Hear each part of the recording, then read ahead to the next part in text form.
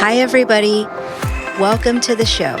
I'm Valerie Z, the founder of Spiritual Cardio, a 10-week group coaching program that teaches women how to make peace with their inner truth and practice self-love, where we heal in community by interrogating our inner demons until they lose power over us. I'm bringing you the powerful spiritual practices that helped birth my transformation because I want the same for you. I'm going to teach you how to build a love story with yourself and your inner child. So let's go.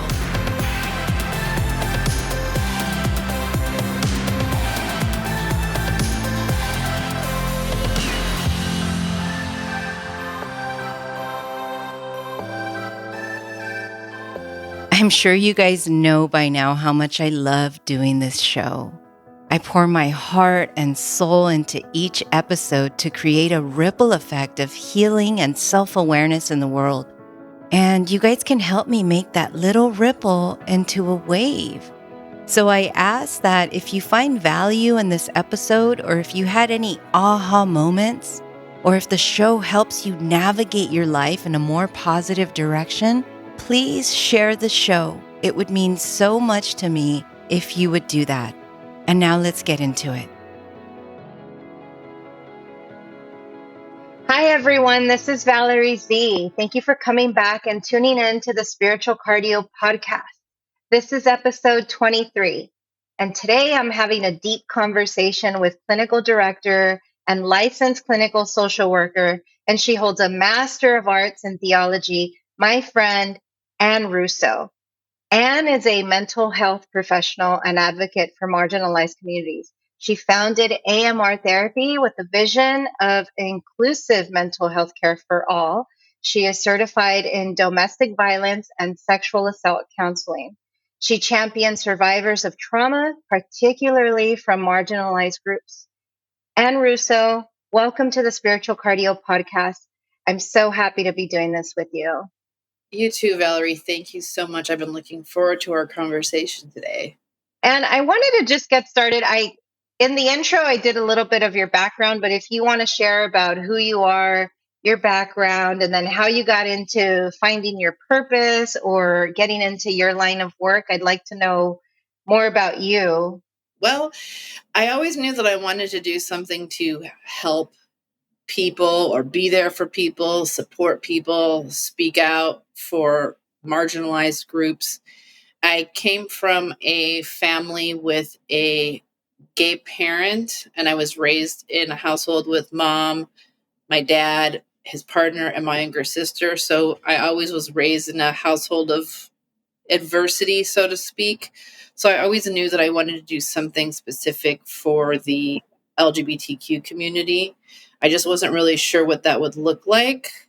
And I learned a lot about religion, and I saw religion, specifically Christianity, in the 80s and early 90s as being more adversarial towards the LGBTQ community. So for a long time, I thought I wanted to be involved in the church or be a pastor or something in that line of work. So I went to school and I got my master's in theology, but it turned out that mental health was more of my calling. So now I use mental health with the intersection of religion and sexuality to help folks navigate their spiritual wellness and their sexuality.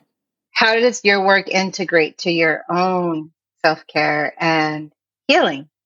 I didn't really struggle too much with my own spiritual journey so much, but I think with healing and understanding feelings of rejection around sexual orientation or feeling some form of shame or needing to hide who I am and maybe not being able to show up authentically in certain situations, that's something that I feel like there's a lot of healing around that, because that's what I was taught when I was younger, that even though it wasn't bad to be a gay person, we weren't allowed to talk about it. We weren't allowed to tell our friends about it. We showed up as a traditional family with a roommate. So because of that, there was always that stigma in my mind that society thinks this is wrong. So this must be wrong on some level. Was it your mom that was gay with the roommate, or was it your dad? Or My dad. Yeah, my dad came out when I was 4. got it. Okay. I'm just curious because now gay parenting or gay parents or gay families, right? The modern family is very common, but this is in the 80s. Yes. Yeah, I could see how that could be hard. Oh, yeah. Yeah. And at the time, we moved to Arizona and we lived there for my elementary school and junior high years. That was not a place where it was acceptable to be gay. It wasn't even acceptable to be a person of color in the area where I lived. So it was a really challenging location to be different. So, like I said, we were quiet about it. I can imagine because even like in California in the 90s, I didn't know a single soul in my high school that was gay or bi. I felt like I was all alone on an island, like with all straight people. And that was in the 90s in California, and like a very liberal state, but still very conservative back then. What city were you in? Do you mind if I ask what city you were in at the time? Yeah, in that time I was in Bellflower. Bellflower. Okay, because I was in Long Beach.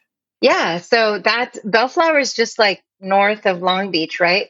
Yeah, Yeah, so like I can imagine Arizona in the 80s. it was tough. It was I really tough. bet. We didn't talk about it. It was never brought up. We did live a life in secrecy and scared to death about anybody finding out that dad was gay. That was like the big no. So yeah, when we moved to Long Beach, we were allowed to start talking about it. And I mean, I was scared to death to tell anybody that my dad, now we could say it, but it was like, it had been ingrained in my head for so long that this was something that everyone viewed as bad. So it was not easy to go and start talking about it. And I even remember when I started to come out myself in high school, I was very scared to come out, even though I did have a gay parent. But I think that childhood really scared the heck out of me. And I came out, and I remember I still had some friends in Arizona, and some of my friends in California had said something to my friends in Arizona, and I lost a bunch of my friends in Arizona, and they called me names, and it was really very unfortunate. My best friend, she was awesome. She stayed my friend, but her mom wouldn't let her visit me in California. I mean, so it was just this very difficult experience. I can imagine coming out is freaking tough. I mean, I think now it's more open, right? It seems just more commonplace because of social media and just media in general. But back then, Yeah. it was tough. I mean, it might still be tough now if you're in a conservative area or growing up in a conservative family. I'm not saying that it's not tough now for some people, but back then it was like unheard of. Yeah, and you didn't really have the support. I in high school when I came out, I started the Gay Straight Alliance at my high school. So did I. You did? Yeah. Gosh, that's awesome. We were literally just down the road from each other too. I started a gay straight alliance at Paramount High. Oh shit! I used to substitute there. No way. That's so cool. Yeah. I started GLASA. It was Gay, Lesbian, and Straight Student Alliance. I started that in 99. Oh my gosh, that's awesome! How crazy! Wow. I just learned something new about you. Can we do a side note as to how we met? Because I think that's like a fun fact about like this episode. Yeah, absolutely. So, for everybody listening, Anne and I met at speed dating. And if you're familiar with the California gay scene or the California lesbian scene, right? We met at the executive suite. So, some of you guys might be familiar with the executive suite on Redondo and PCH and Long Beach. And we met speed dating. And you weren't even there to meet somebody. You were there to accompany your friend, which I thought was really sweet. Yes, I was. Well, yeah, it's so funny, Val, because she texted me earlier in the day, because whenever I come to town, because I live in New York now, so whenever I come to town, she wants to go do something, gay, because like we would always, when we were younger, like run out and do gay things. So she's like, will you go with me to speed dating? And I'm like, uh I don't really know if my partner is going to be overly excited if I go out speed dating. She's like, no, just come, just come. And I was like, this is crazy. So I tell my partner, how do you feel about me going speed dating with Joanna? And she's like, oh, with Joanna, that's fine. I was like, okay. So, so I ended up going, and I wasn't actually going to even do the speed dating part. But then I was like, oh my gosh, like there's so many like cool people here. So I'm like, I'm just going to have to just do it and just be like, you know what, I'm here for friends. And then I was lucky enough to meet Valerie. So how awesome was that? Totally worth the speed dating. So much appreciate it. Yes. Absolutely. Yeah, no, and it was a lot of fun. It was fun, right? It was. I met some great women. Like, I used it mostly as a networking opportunity, and you and I happened to meet and we hit it off, and we were like, let's record a podcast episode. This can be great. I know it worked out. Like I was so excited that I have met you, and that I was just like, I can't believe that I went to a speed dating event that just ended up being so fruitful. But I think it was because like this particular group of women, because there was a few other women that I'm still talking to, and they're just really just awesome, like bosses. They're just out there kicking ass and taking names. So it was great. It was a really great experience. I feel the same way. So, okay, now that we went off on that tangent, I think the reason why we vibe too is because you're a therapist, and I've done so much work on myself, like inner work. And that's what spiritual cardio is all about. It's about healing the things that we don't want to talk about. It's about healing the stories within us that we tend to suppress, that we pretend are not there, but really they drive our present day behavior. Right. And so, one of the things I learned along my journey of doing my healing work is that if we don't heal the things from childhood that tend to create shame within us, like we tend to sabotage ourselves in our adult lives. We tend to self destruct in some way. And so that's why I was really excited to do an episode with you, because I'd love to talk about healing. I'd love to talk about shame. I'd love to talk about what shame feels like in the body and what it manifests like in the mind, because I grew up feeling shame as a child, and I didn't know what shame was till I was in my 30s in therapy. And so I want to pick your brain about that, because there's so many people that struggle with shame, me being one of them. Throughout my life, I've been able to dismantle that little by little, but it's a process, it's a journey. It can be difficult, but it's oh so liberating to make peace with the stories within us that we tend to suppress. Absolutely, 100%. I was thinking about talking about shame today with you. But I was like, how do we describe shame? How are we going to share with the audience what is shame? What makes it different than guilt? Whew, such a loaded question, right? So deep. Yeah, right. So I'm thinking, how do we do this? How do we describe this? And this is what I came up with, and I'm just curious to get your feedback if it's relatable to you. Guilt is a horrible feeling. It sucks. Yeah, no doubt. Shame lives in your body. Like shame manifests very physically. Like I can think back to a time when I felt shame as a kid, and I could literally feel myself tingling, and it felt like my whole body was sinking. And it just was a very different, it's beyond guilt.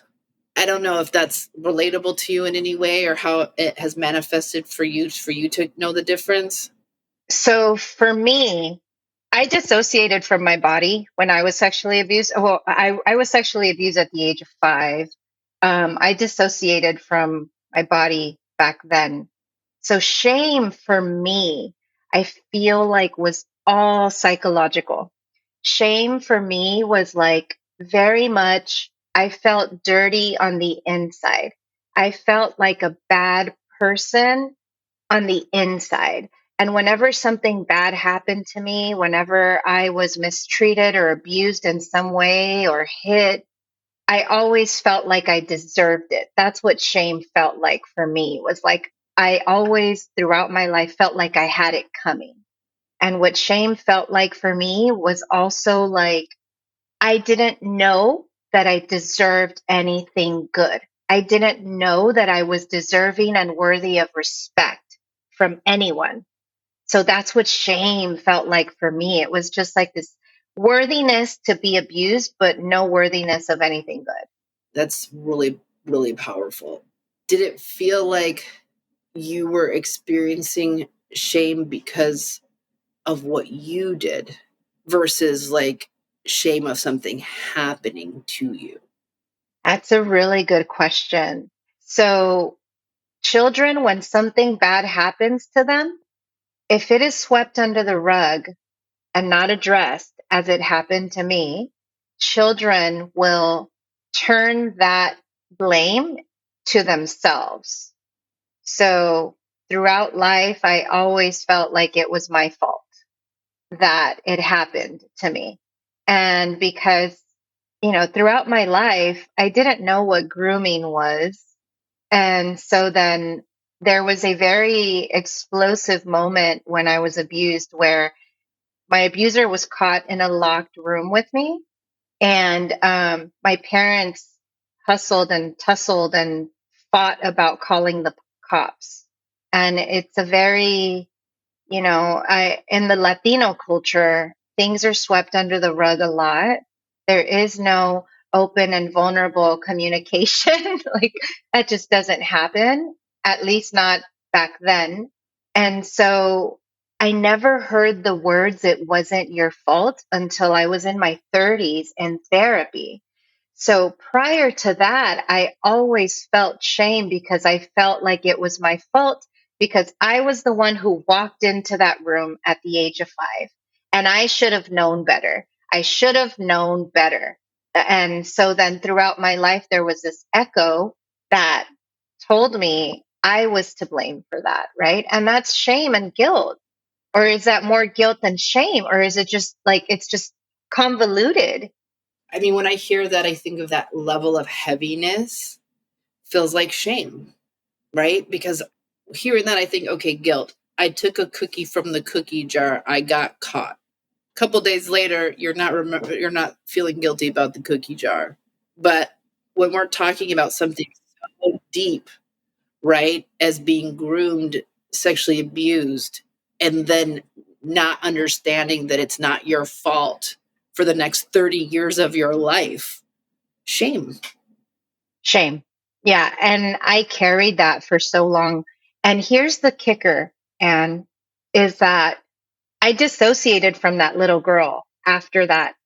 At some point, I don't know when, I don't know where, but I know that after that happened, like I'd be playing in the yard or I'd be doing something as a kid. And all of a sudden, I would start feeling like, who am I? What am I doing on this earth? Who am I? And I would get these really strong episodes of that throughout childhood. And it got so intense where one day I ran up to my mom and I told her I was probably about 7 or 8. This was a few years after it happened.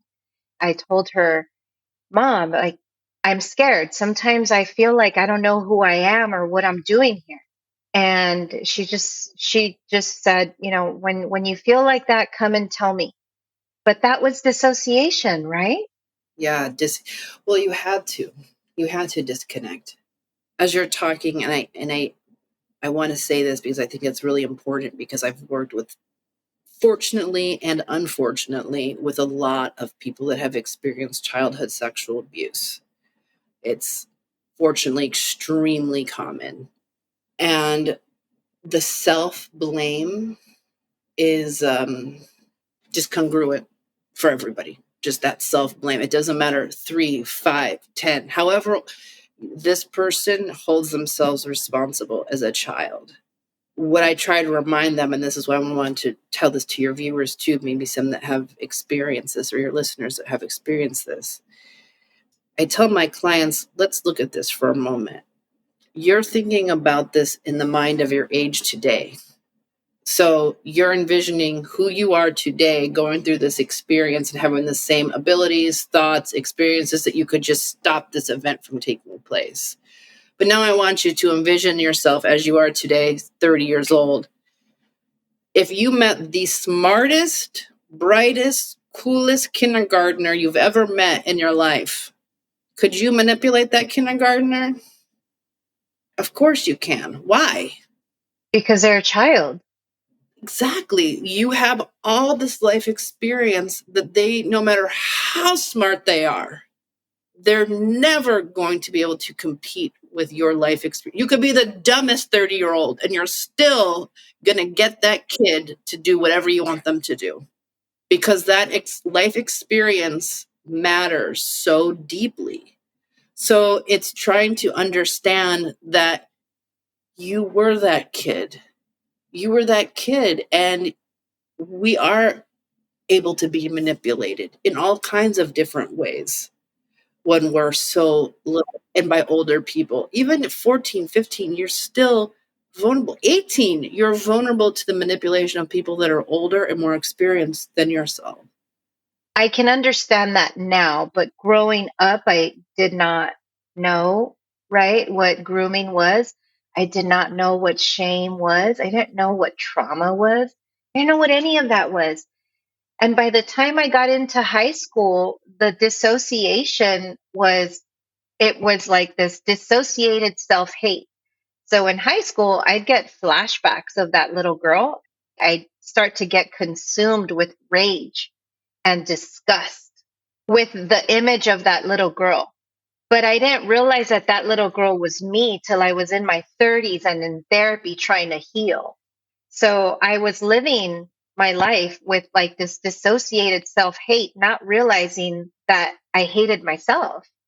And it wasn't until in my 30s where I was going to therapy and I realized that those flashbacks that I'd get in high school of that little girl were of me. And that disgust was for me.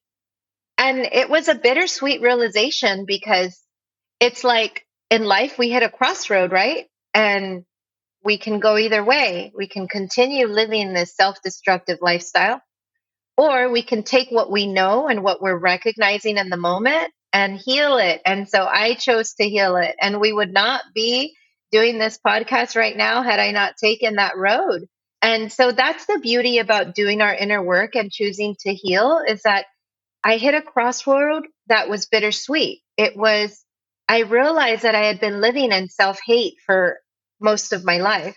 The bitter part was recognizing that I was living in self hate for many, many years.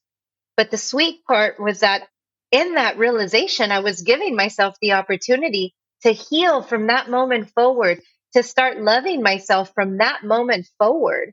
And that is a beautiful crossroad to reach in your life is like, what are you going to do with this information now that you have it? You cannot unsee what you just recognized.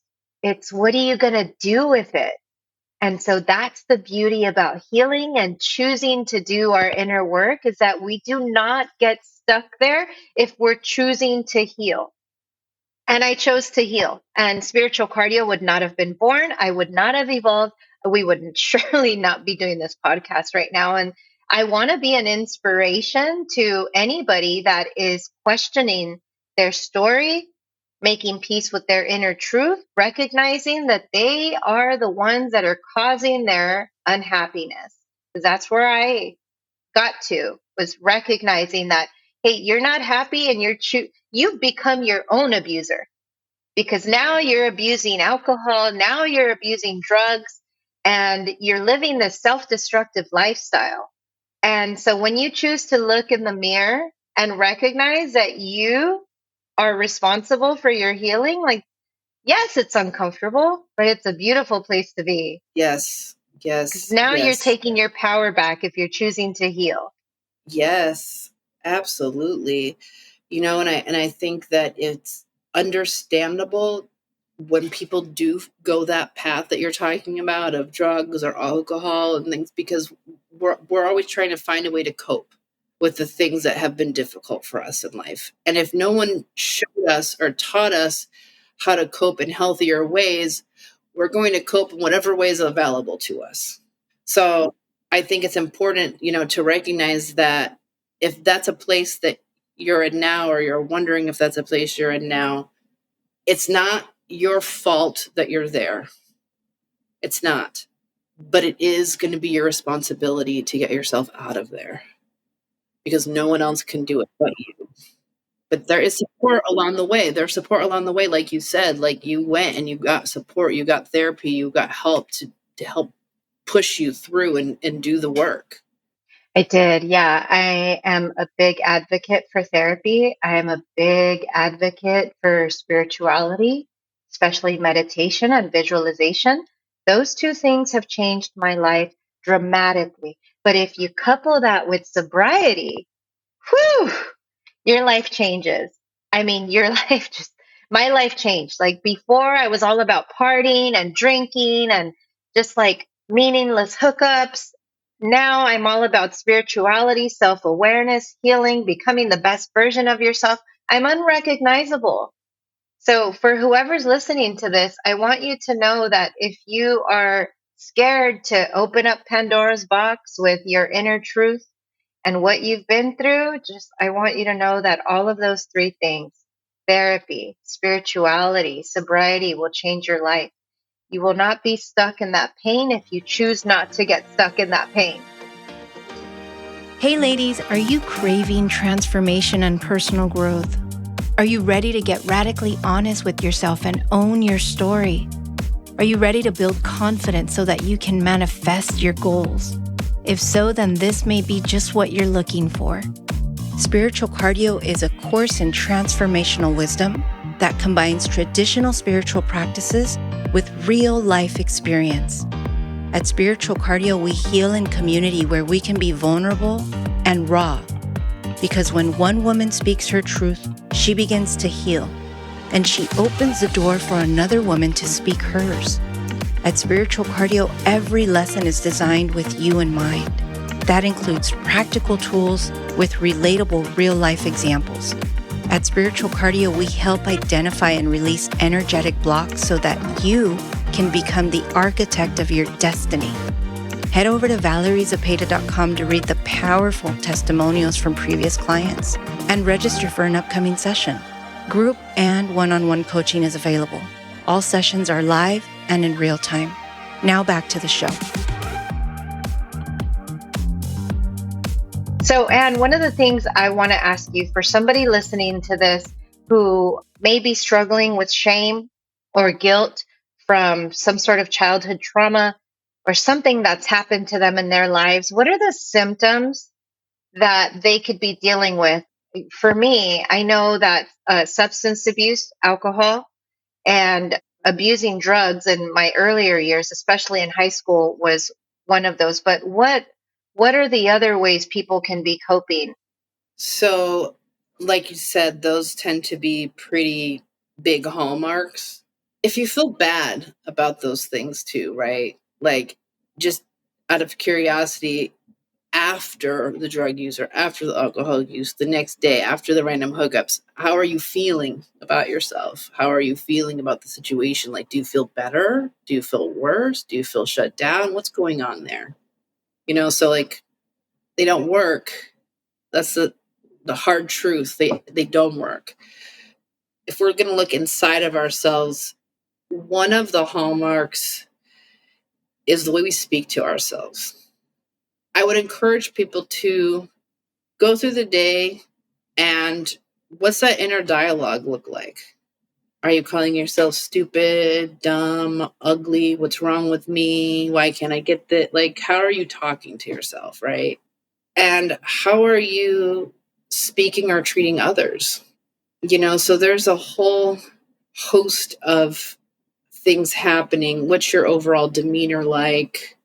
Are you worth taking care of yourself? Are you worth being in a healthy relationship? How are you showing up in relationships? How are you letting other people show up in relationships? What do your boundaries look like?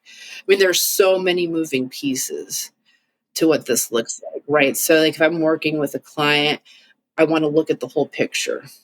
Absolutely. Yeah. You know what I mean? So then we can kind of get to the root of what some of that is. But it takes time.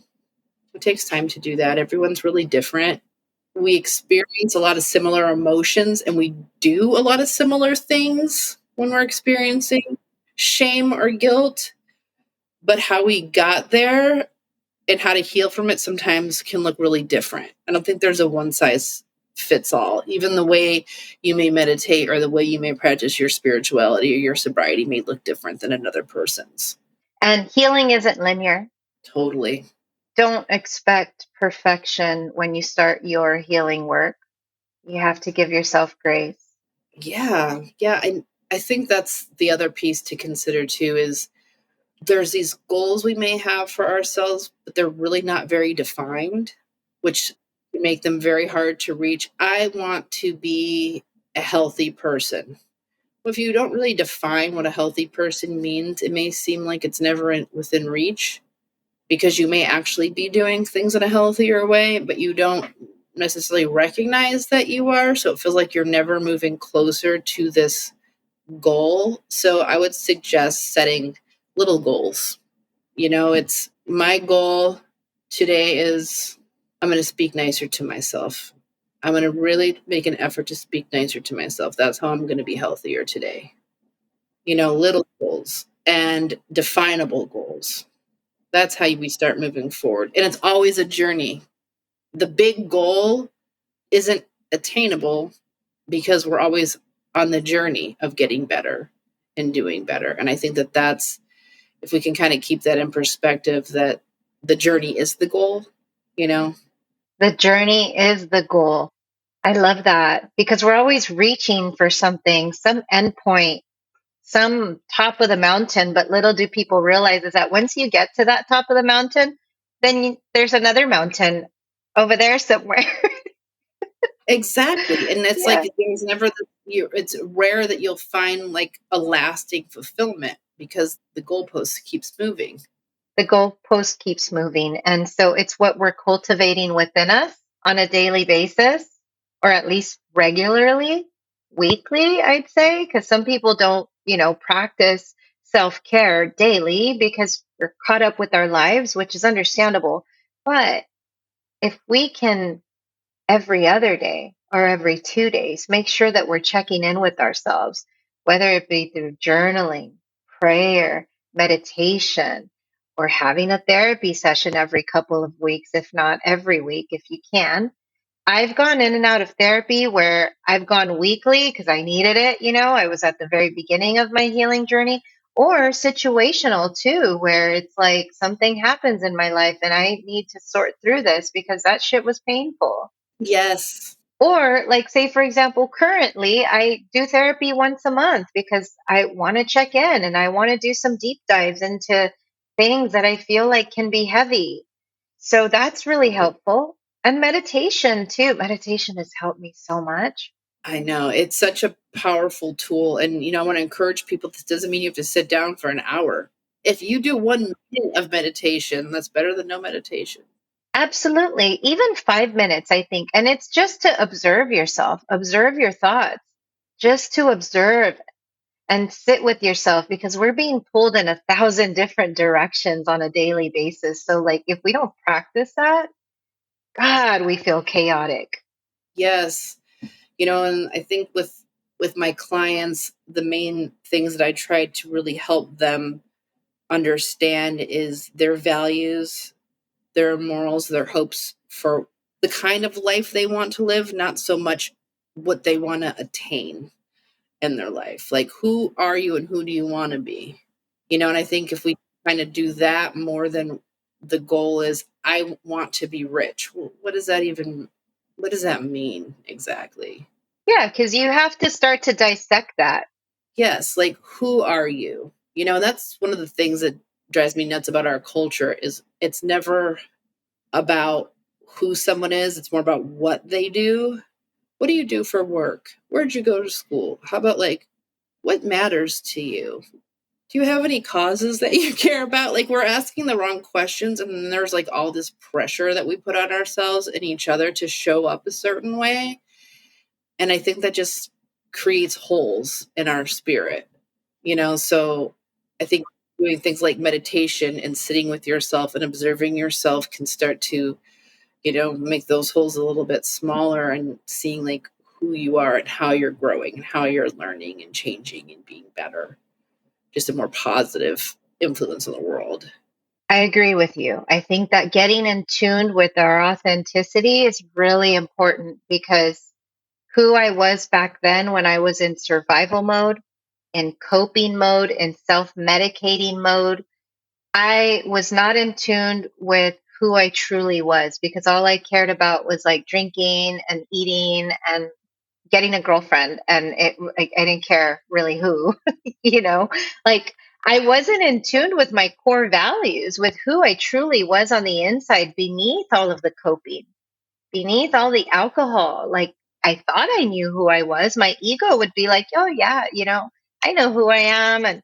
But really, when you get honest with yourself, about the things that you struggle with and the voids that you try to suppress, when you start to get honest with yourself about your insecurities and the things that drive you to drink, the things that drive you to escape yourself, those skeletons in the closet, right? Like underneath those skeletons is where the true you is.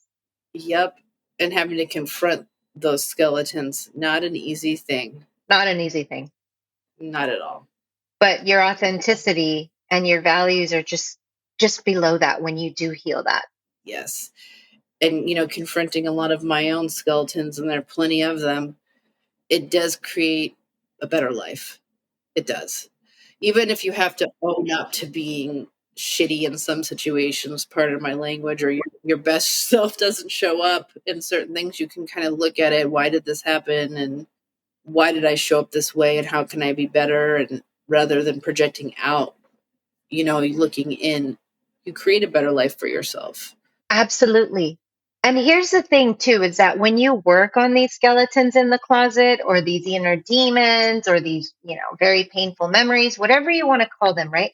When you work on them, you're also building confidence because now these insecurities do not have power over you.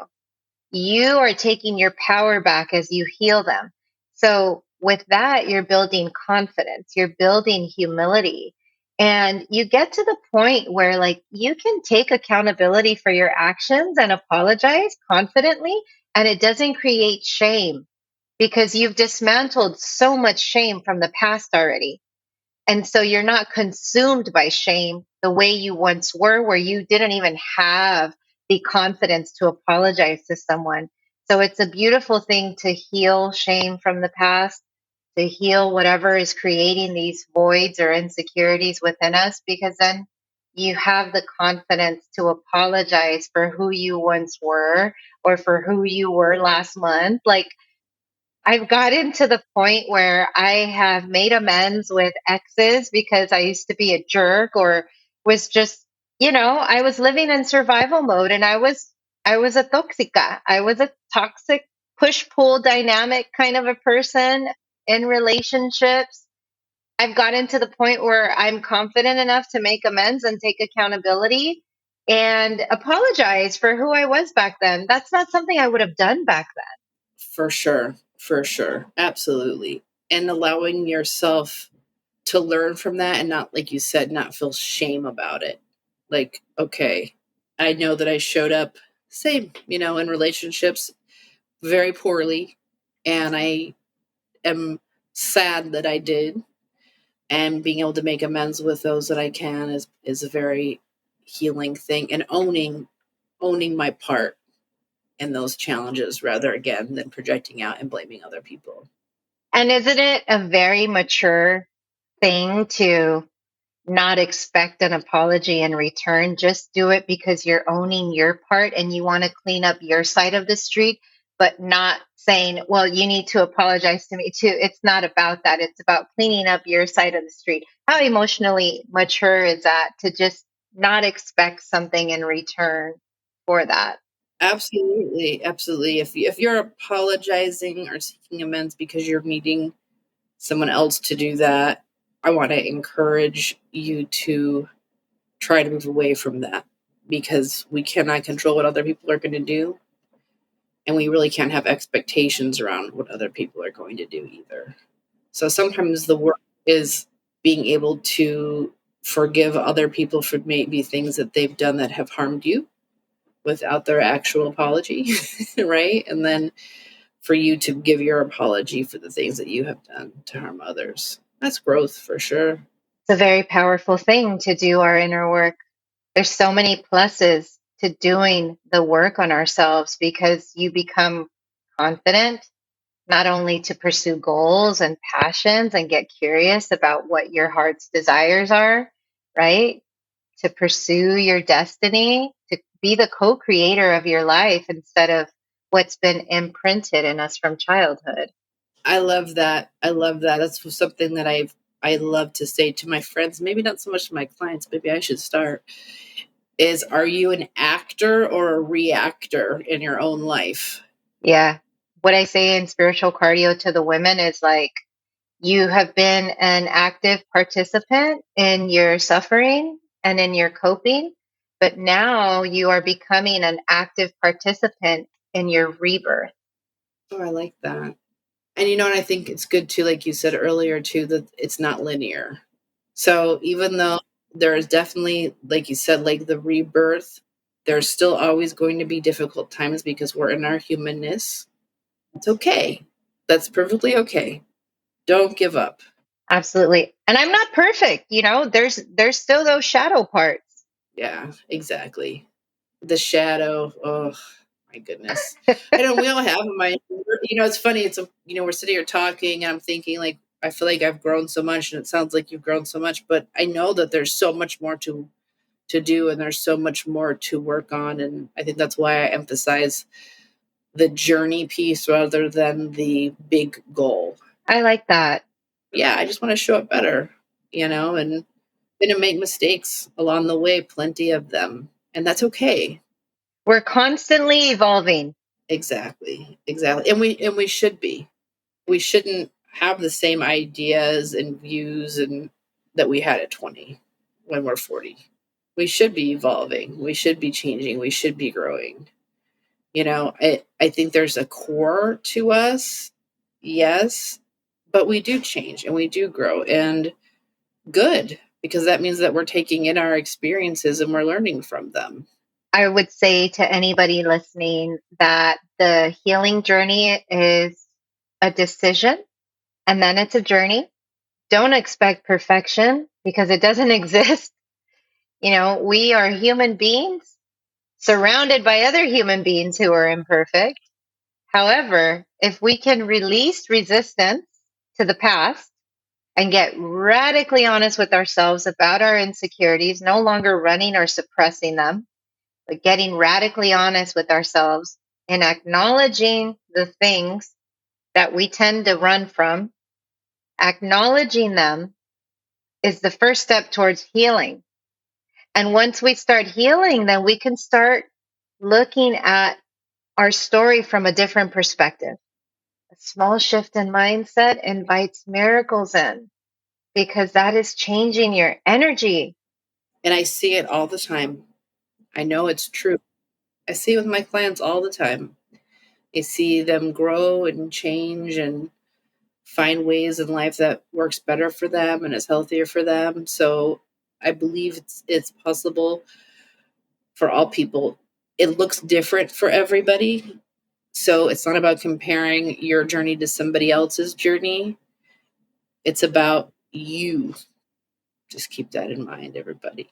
No, yeah, absolutely. I agree. And that's one of the things that I tell women in spiritual cardio is that I share my story not for you to compare the magnitude of my trauma to yours. I share my story because I want you to learn the lessons that I learned from healing it. Those insights I want to transfer to you so that you know that it's possible for you too. My story is just to give you inspiration and strength and courage to slay yours. Yes, I love it.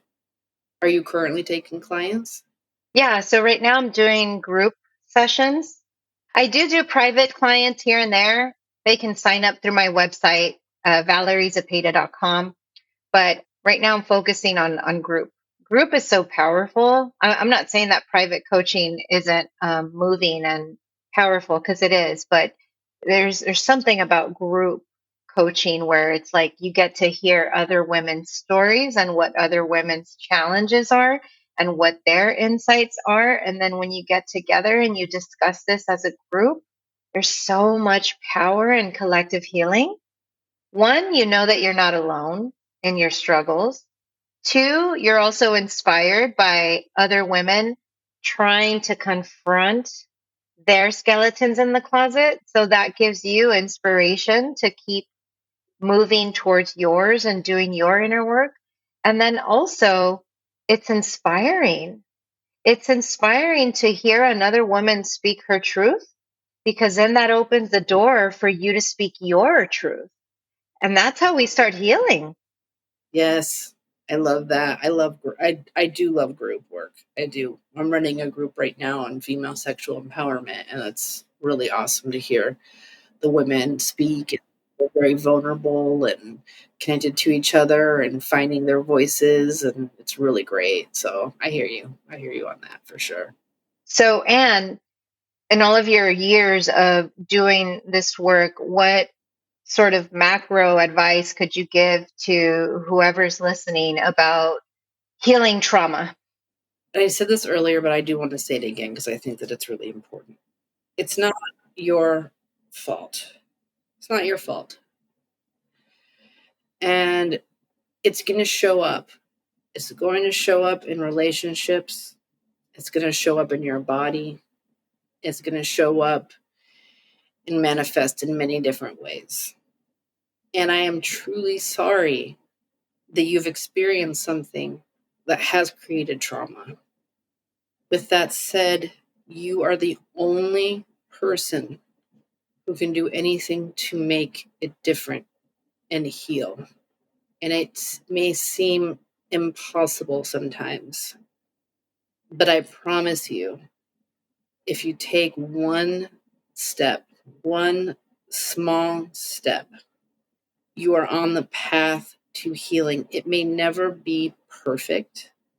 It may not be exactly how you want it to be, because you have been changed. You've been forever changed by the trauma that you've experienced. But it doesn't mean that the trauma has to own you or control you. It just means that it has been part of your journey into finding your voice and your power and seeking out the type of person that you want to be and the kind of life that you want to live. So take that first step. And there are many people around you that can support you, whether you personally know them now, or it's therapy, or it's a coach, or it's volunteering somewhere and connecting with other people. There are positive ways to start moving. So take that step. Even listening to this podcast is a step in that direction. So go on ahead and do your thing, girl. Beautifully said. And aside from listening to this podcast, what do you recommend? I mean, maybe something that people can do on their own. Obviously, therapy is a big one. And I love therapy. Yeah, I think therapy is tremendous. Receiving even that psychoeducation, and I am a therapist, so it's easy to say go to therapy, but really and truly, like, I was an advocate for therapy before I was a therapist. I was a client before I was a therapist. If therapy doesn't seem to be something that you're ready to try or want to try, having a healthy support system is really important. So if there is a friend, a family member, a coworker, and it doesn't mean you have to discuss your trauma with them, but they're people that are positive influences in your life that you can feel positive around. Build those relationships. If there's someone in your life that's harming you or is toxic to you or doesn't help you feel good, start thinking about boundaries around that relationship. I'm not going to say kick them out of your life. It's not always so easy. But what do boundaries look like? Those are the first steps. Just thinking about these things. How does one set a boundary? It's very difficult. I just want to acknowledge that right out the gate. It's very difficult. It's scary too. Absolutely. It doesn't have to be this person's unhealthy, I'm never talking to them again type situation, because I think that can be super unrealistic if you've had trouble with boundaries in the past and we're not taught boundaries. So a simple step may be, on Friday nights, I am not going to go out. So if my friends or family or whoever want to push me to go out, I'm going to just let people know that Friday nights are for me. And that's a boundary right there. And you don't even have to wait till Friday night. Hey, I just want to let you know that Friday night's my self-care night. So, if you want to do stuff, hit me up on Saturday. Like, you can kind of preemptively have your boundary. So it can be something just like that. That's the start of setting healthy boundaries. I had a situation recently where a family member was demonstrating toxic behavior to me. I feel like I could have handled the situation better, but I was very triggered. So this family member called me because I wasn't returning his calls in a timely manner. And so then he called me cursing at me, literally yelling and cursing at me. And I felt so triggered, like very triggered, to the point where like I yelled and said, "Don't you ever talk to me like that again." And I hung up on him. And I feel like I could have handled that better. Like maybe this is the self-critic, right? Like I feel like I should have handled that better, and I wish I would have been able to express a boundary. But boundaries with certain people in my family are so scary because we've never had them and we've never expressed boundaries to each other. So I feel the fear with me and setting boundaries with somebody like that is the retaliation, is the defensiveness. So like in that situation, Anne, I would love to pick your brain about how a boundary would be set in that moment when somebody is like attacking you. So we can do this, but I just want you to know that if we were in an actual therapy session, I would want to know who that is, what the relationship looks like, what the dynamic looks like. I'd want to dig in kind of deep so I'd have more like historical knowledge of what that relationship looks like, but just overall practice. So my first question to you would be, how do you wish you had handled it?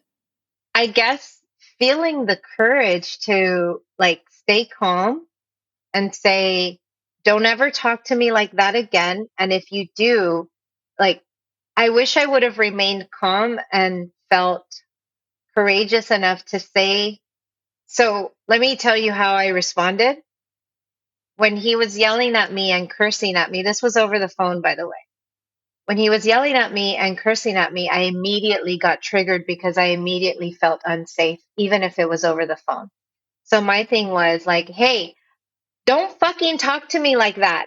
I'm not one of your stupid little bitches, okay? You're gonna fucking respect me." And I hung up on him, right? Like I just hung up and that was it. Like, but I would love to get to a point where I can remain calm.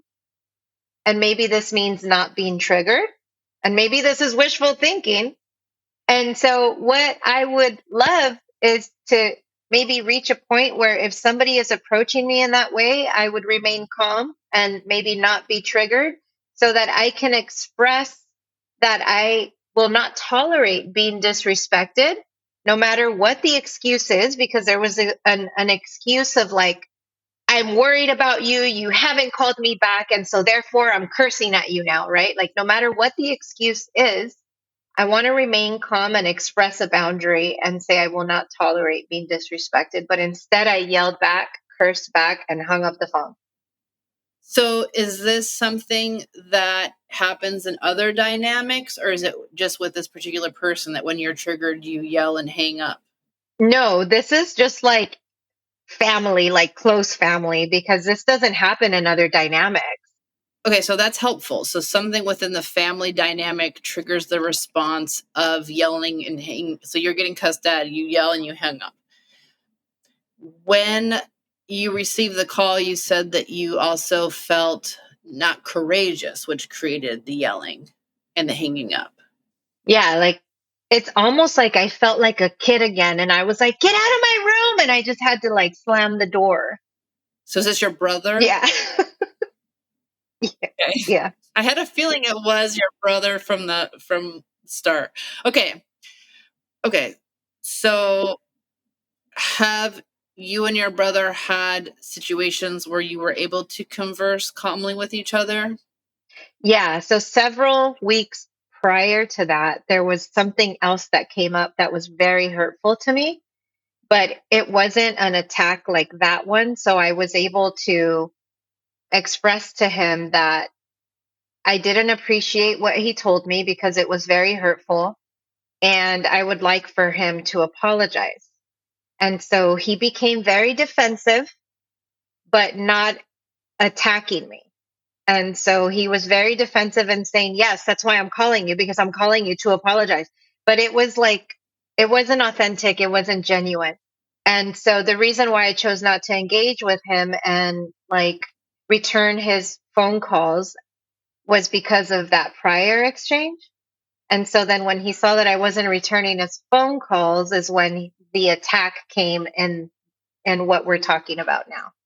How deep do you want to go, Valerie? I don't I just wanted Because it wasn't I would supposed want to ask you, because I'd ask you, so were you being avoidant to him and he was being anxious towards you? probably, yeah, but he also has a drinking problem, and that day I think he might have been drinking or drunk. Not that that justifies it, but I think that there is like some sort of substance abuse problem there.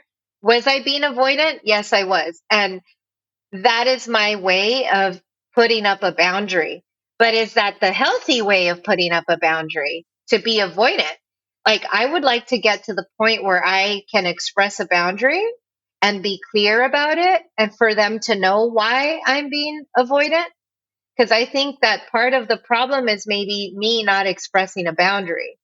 And so I brought this up because I wanted to ask you what is a healthy way to express a boundary with dysfunctional family? So I think in that situation, when he called you, you were not going to be able to express a healthy boundary.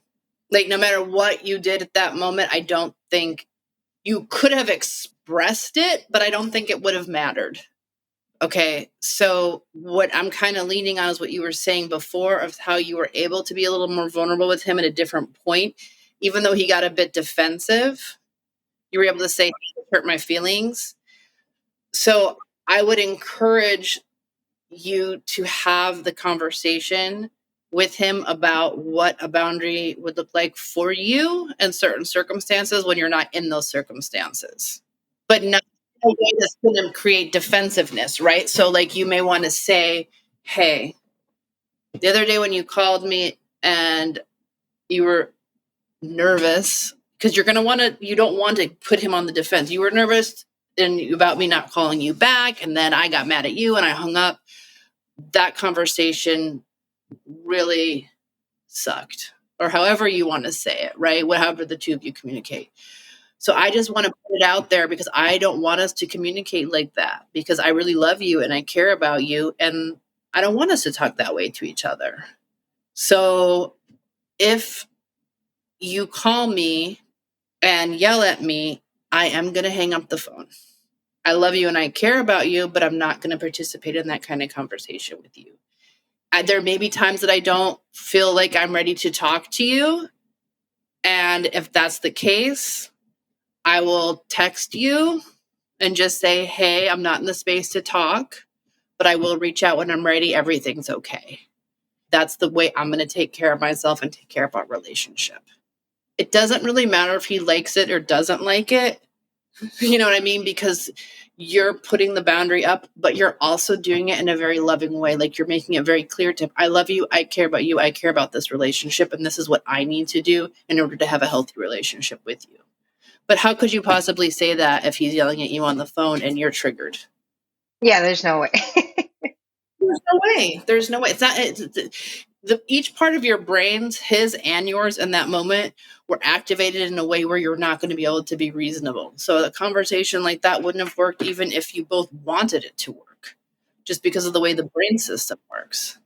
So I'd say to you, and I'd say to anybody else, these conversations are meant to be had when there's not an active conflict. Got it. Okay, so get ahead of it, be proactive about it. And the reason why we haven't had that follow up conversation is because I'm hoping that he comes to me and addresses his behavior during that call and like attempts to apologize. But in my family, there is no apologizing. Things just get swept under the rug and then you just start talking again. Well, consider that he may not come to you, and then you have to decide if and how long you want this to go on. Yeah, I mean, we have been in communication. I've seen him. I'll say hi to him and give him a hug. Hey, how are you? But like I keep my distance now because of that situation and I don't ever want to feel unsafe with somebody. So like now my boundary is like I just keep my distance. But I do want to have a conversation because prior to these instances, we had a good relationship. So then I definitely would encourage the conversation in a way that would feel safe for you. Yeah, and I would even explore even further why it doesn't feel safe, and are there boundaries you need to put up within your own self to create the safety. How would I do that? Boundaries within my own self. So like, yeah, so if you said, okay, I felt unsafe because I was already anxious this day, or whatever it might be. I was in the car. I was already like, what was going on? That was it just him that was making you feel unsafe? Was it things that had already happened in the day and you weren't prepared for that? Like, there's so many elements of you knew that you were avoiding a situation. Were you already nervous when you went to answer the phone? What was going on, right? So you may have to.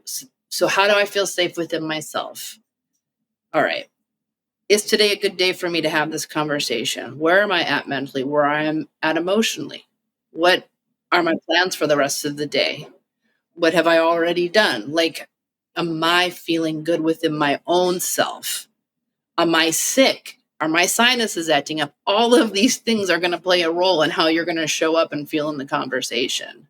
So you want to show up at your best. Maybe you meditate first. Maybe you need to have a phone call with him. Maybe it's a Zoom call. Maybe an in person is works for you at a restaurant. Like you have to kind of figure out what feels like it's going to be the most loving, empathetic, and safe for you to say what you need to say, despite what his reaction might be.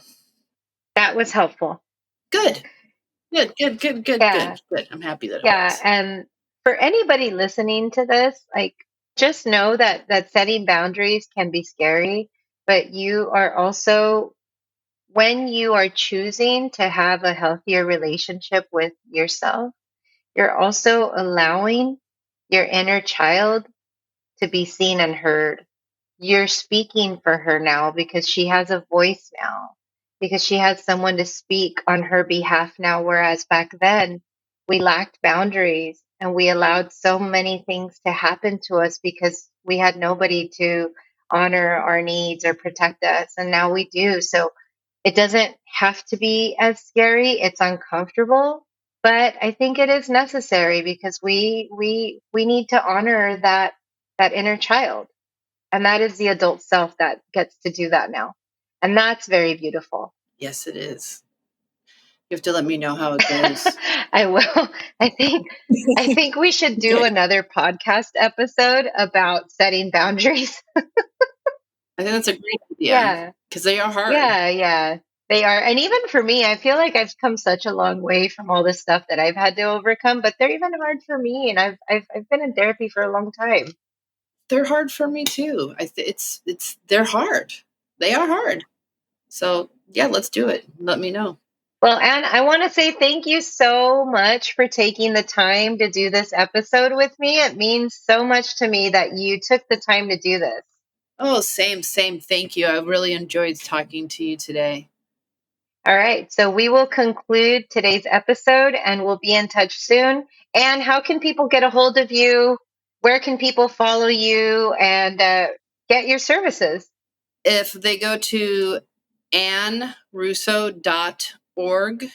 I got all kinds of ways to contact me on there, and all my social media is up there as well. And for anybody listening to the podcast, just put in spiritual cardio listener on the header of your email or in the form of submitting for a service, and I will give you a discount on service. Wonderful. And I'll put your information on the show notes as well. Sweet. Thank you, Valerie. I appreciate it so much.